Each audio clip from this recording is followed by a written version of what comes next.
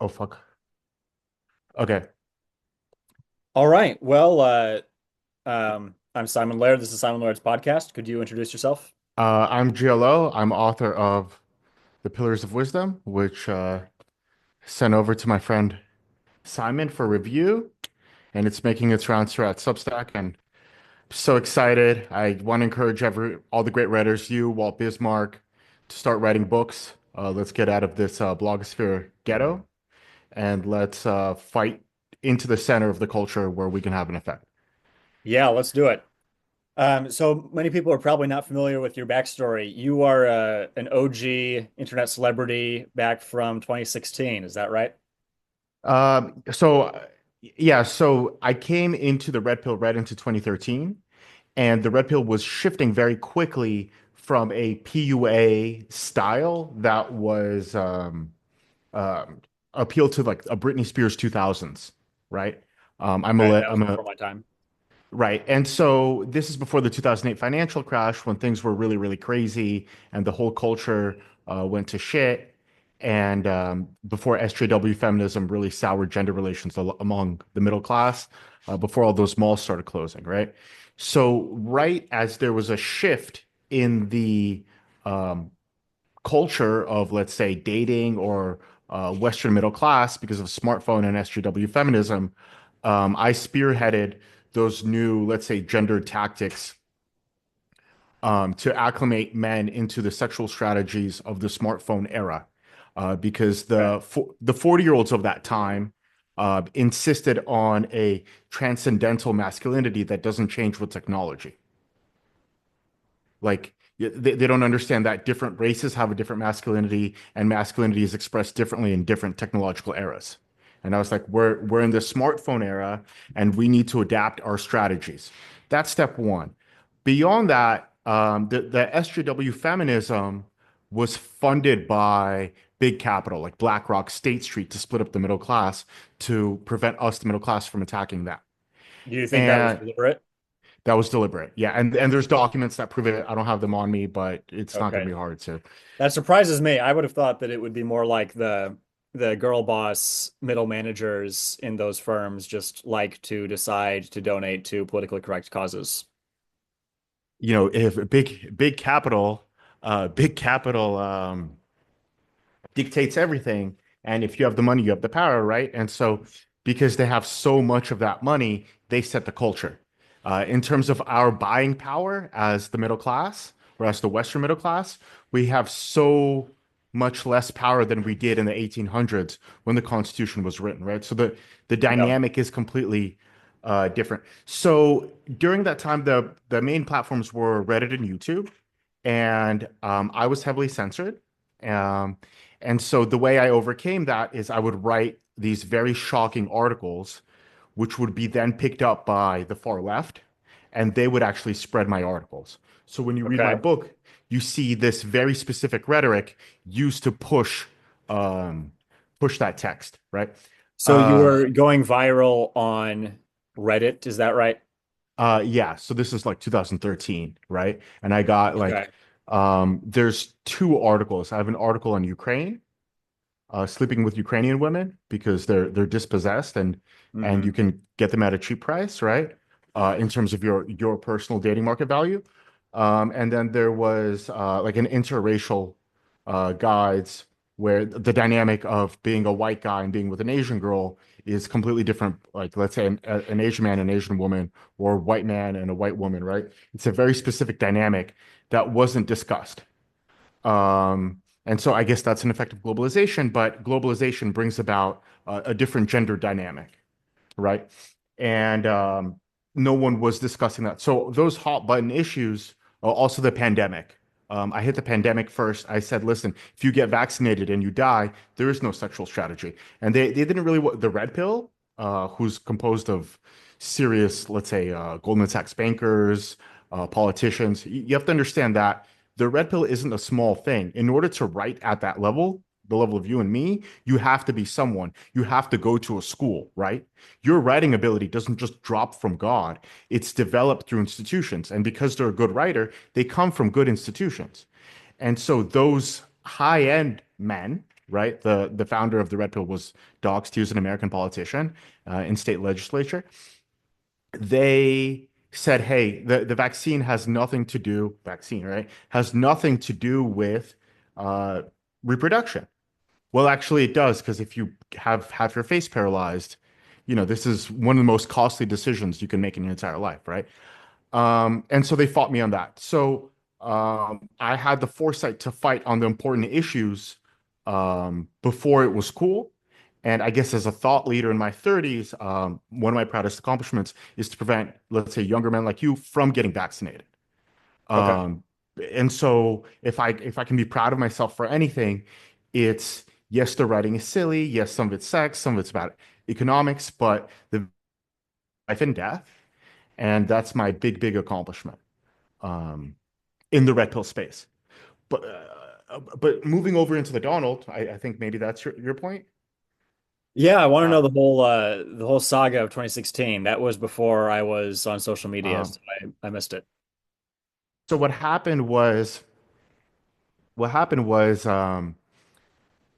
the the SJW feminists were the same people who were Hillary. But like they're the Yes. same people. And we knew how to deal with their botting attacks. We had a set of tactics that we had developed. There's this guy, Cis White Maelstrom, who was good friends with Walt Bismarck. He was kind of his mentor. And so so he knew these. Me and Cis White Maelstrom developed these tactics 2013, 2014, and we rolled them over into the Donald. The Hillary Clinton team was not ready for those tactics, and we gutted them. So the Donald was not run by a formal Republican Party; it was run by bros, and they were incredibly pissed. From there, they started doing research on us, and What were some of the tactics that you used against them? the bots, or well, Against the Clinton people. we know their language really well, right? So we know things that code left, and we know their grammar, and we know the kind of usernames that they use. And then we know concern trolling. There's a whole catalog of concern trolling tactics, right? Hmm. And this was the first YouTube election, and this was the first Reddit election. It was the first and only Reddit election. And Reddit admins got involved and they started deleting my stuff, and they made the red pill impossible to find. So I guess that's kind of the backstory. And then the Democratic Party was calling me and issuing me death threats. I think I have two PhDs written about me and a master's degree. Yikes. Uh, and so they're kind of graphing me out as a subversive influence because What subject were the PhDs in? Was it gender studies or sociology? it was communications Communication. and my discursive strategies that I was using because let's say you and I are very smart guys, and how do we convey our ideological message in a easy to comprehend modality that appeals to, let's say, the American working class, gets them to vote, Yeah. right? And when you look through my book, you're going to find, I guess, very interesting discursive strategies, which were incredibly effective in 2016, and I think they're still going to be effective for a little bit. And then you were on TV, right? You were on Samantha Bee's show. So I was on Samantha B's show. Samantha Bee wanted to make fun of Trump supporters, Hmm. and she brought in college Republicans from like University of Ohio. They were straight-laced, straightforward kind of people. And I'm combative. I think I'm a Russian. I have some props for you today. I Some have some props. props. Oh, You very see? nice. Very nice. So um also I brought props just to make this more fun. But so our aggressive debating strategies that I learned from my grandfather, who was a member of the Communist Party of Russia and a naval officer, I employed them on Samantha Bee, and she was expecting a good-hearted white American Protestant Republican, and she wasn't ready for this highly aggressive Russian tactic. So I caught her off guard, and from there I was able to substantiate my virility in the red pill kind of discursive space. So that Okay. was like a So career that was turning your point. street cred within the red pill space. Right, which is why I encourage you to go out and get blood. I don't know if you know Anthony Johnson. He took on Pierce Morgan, I but saw his clip as well. Yeah. as you know, this is a blood sport, and at some point we do need to legitimize ourselves with their Hmm. blood, um, such as the game.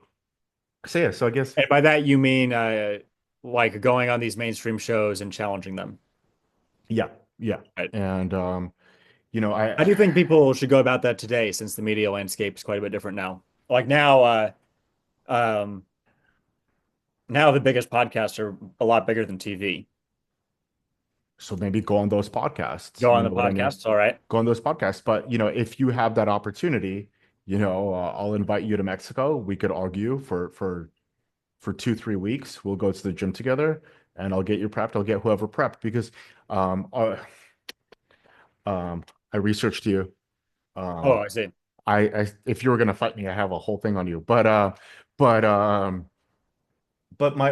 my point is, even though we have, like, let's say, slight disagreements, when it's time to fight the media, we all need to get together and score big wins because we can steal their market share and pull it into our alternative space. Yeah, that makes sense. So Yeah. when you went on Samantha Bee, were you a student at Ohio, Ohio State No, no, no, University? no. I went to a university in California.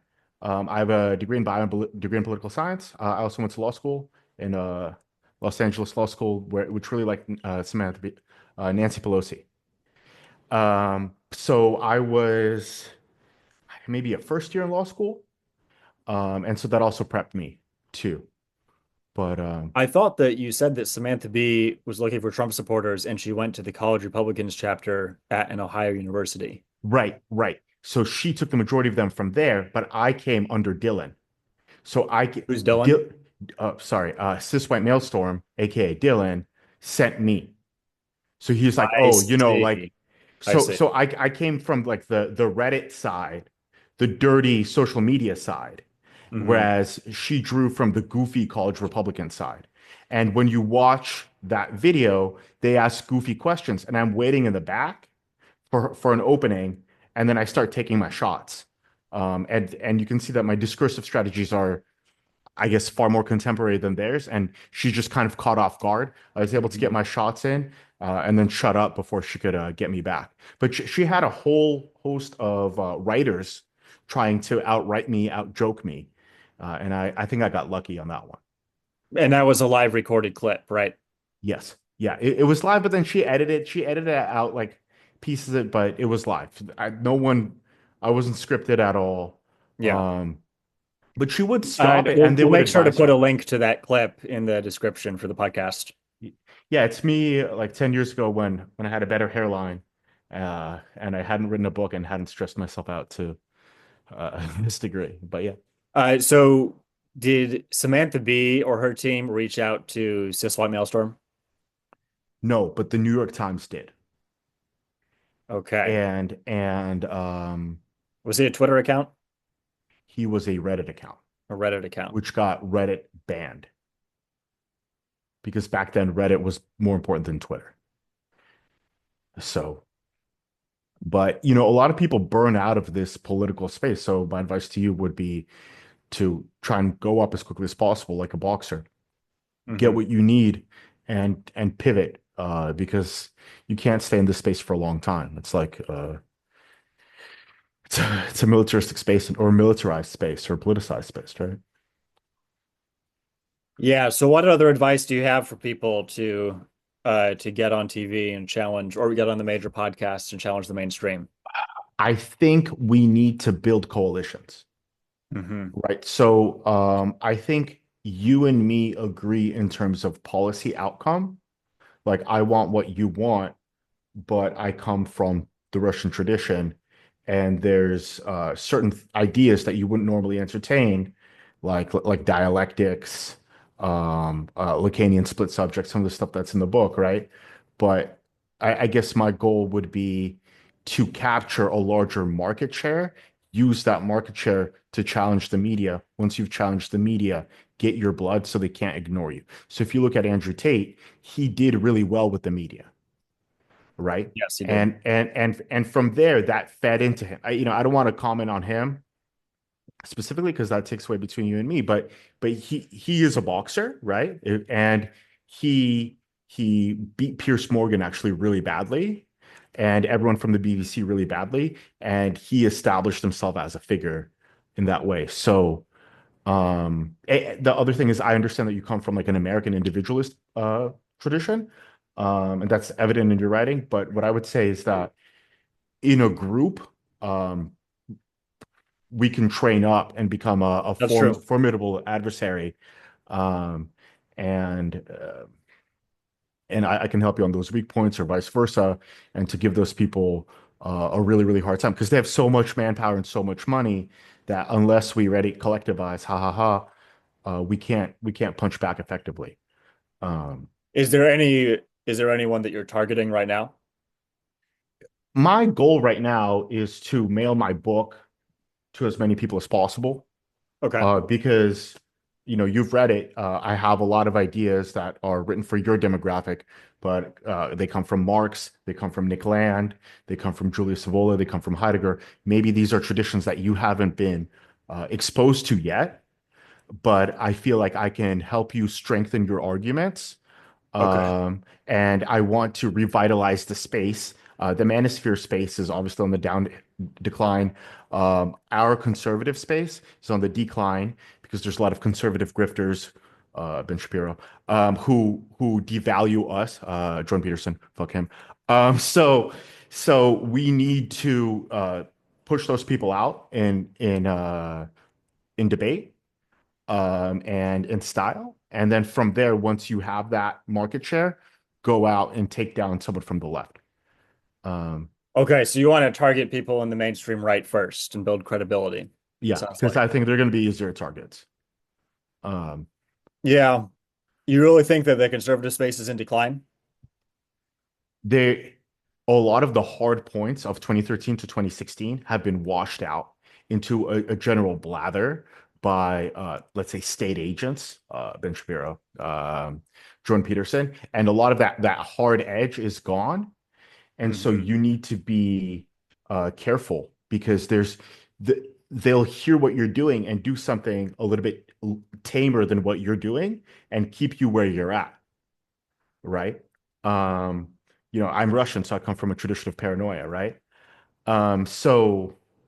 So there's definitely high level games and there's a lot of money and there's media conglomerates, but you've read my book.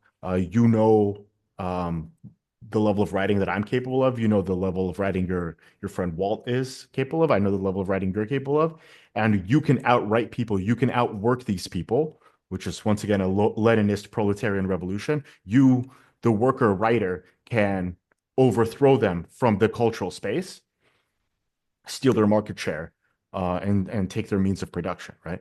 There's no way. Like if you read what is it, Jordan Peterson's 12 Rules for Life, how much money did he have? And can he beat my book? No, I can smoke him. I can ruin his career. Right. And so you need to come in with that level of aggression. So if you have anything, fly over to Mexico. We'll do the kind of Gasparov thing where I'll train you in the gym. I'll get you aggressive. I'll make sure you eat well. You'll get you a tan. And then, you win. It's going to be, something that I helped with. I think we need to fight as a collective. And the same way Walt Bismarck is pulling me up, I think he's pulling you up as well right now. Um, we need more of that. Um, so I guess that, but understand that right now we're in the cut corner of Substack. I don't I don't really know that understand. phrase. What is the cut corner?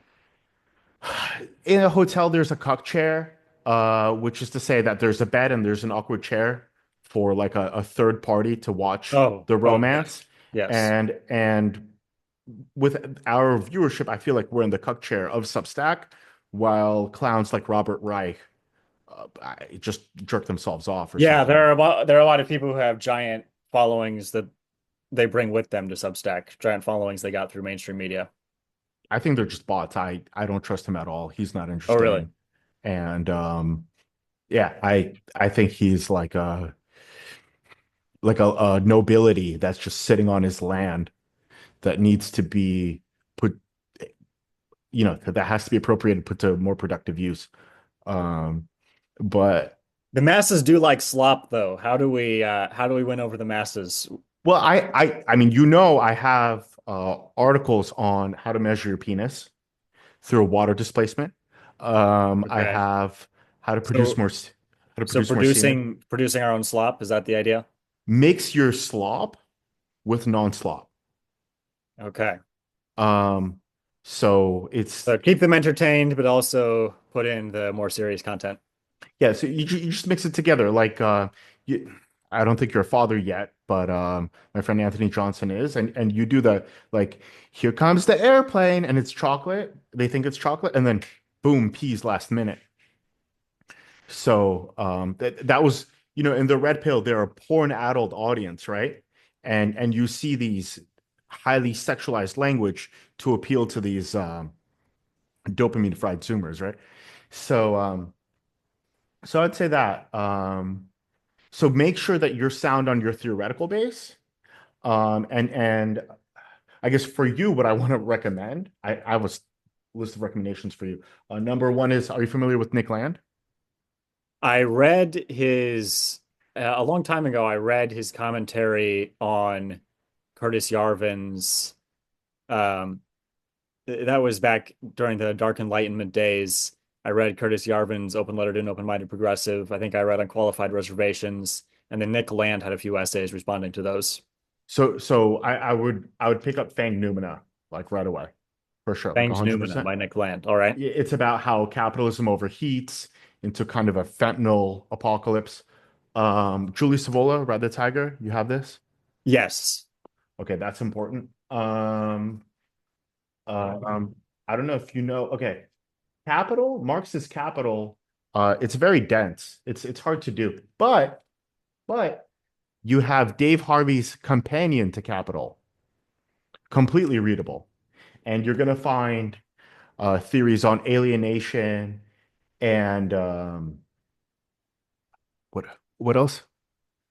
Alienation, exploitation. You're going to see these economic theories, which I know that in the West, if you say anything communist, you're a huge loser. But in Russia, if you're not a communist, you're a huge loser. So things are kind of flipped. But you will find economic theories that you agree with, and then from there, I think in my book you also have uh, a Freudo-Marxism, where we connect economics into psychology, and you can see how the economic flow straight into psychological flows, and how the two are inseparable. You don't exist as a sovereign subject; you exist as a symptom of the economic system that you're in, um, which in my book explain bit by bit. So I'd say that. So expand your arsenal. So I'm not really trying. I mean, if maybe later we can argue if that's what you wish. I'm ready. But I would say expand your arsenal, and then when you go to war, use the weaponry that you're the most comfortable with. But Makes sense. use the weaponry that they're not ready for. So if you, as I guess a right-wing libertarian, start hitting from obscure psychoanalytic Leninist angles, they're not going to see it coming. Their writing team won't be ready, and you'll be able to blitz them extensively. So it's kind of like a UFC, like change up your fighting style. I used to wrestle and hit them from angles that they don't expect, like that. All right. Well, well, people can find your work at GLO's Substack. Do you have a name for your Substack? It's called The Pillars of Wisdom, like my book. Oh, The Pillars of Wisdom, same name as the Yeah, book. Pillars of Wisdom. We'll put a link Uh, to buy the book in the description. This is The Pillars of Wisdom by GLO. and Any final thoughts people should know? final thoughts. My book. A lot of people are getting into esotericism recently, Okay. and there's astrological attributions. So when you start digging into Hegel and Heidegger, their beliefs are built on metaphysics. And so to truly understand those ideas, you're going to have to start digging in Gnosticism and mysticism and start understanding those allegories. And I think at some point you're going to get tired of your political stuff. You're going to outgrow it, and we're going to get into kind of a metaphysical mode, because that's, if you look at Dugan, that's something that he did. A lot of people graduate from politics to economics to ontology. They go further, further, further, further. So that, I guess, that's my recommendation. Um, my recommendation is we need to go on the attack. We need to Yeah, help each other go absolutely. on the attack. And then I really recommend buy my book, one to read it so you can learn these new positions, but also two, as a very rapidly developing writer, start thinking about how you're going to put your book together and what strategies you're going to use to keep the attention span of your poor and adult audience. I spent $2,000 on this cover. Um, that'll do It it. is a nice cover. It better be for $2,000. And I spent a lot of money on the art, which keeps people feeling like they're Mhm. scrolling. Yeah. When you go on the attack, make sure you're bringing the latest technology, the latest theory, so you can hit them in a place that they don't expect. So you still have that technological advantage. So I understand your values, and I understand that you want to be conservative. But what I would say is you need to be more of a techno accelerationist and apply new methodologies to snipe them from angles that they don't see so we can win. Winning and taking the center is the most important thing, like chess. In chess, you want to control the center, we have to control the center. That's my message. Yes, a lot of the technology is inevitable and we have to deal with it. And use it first and strike fast and Yes. strike harder. Yeah, absolutely. So perfect, perfect. All right. Well, it's been a pleasure having you on. Thank you so much. Take care. Bye.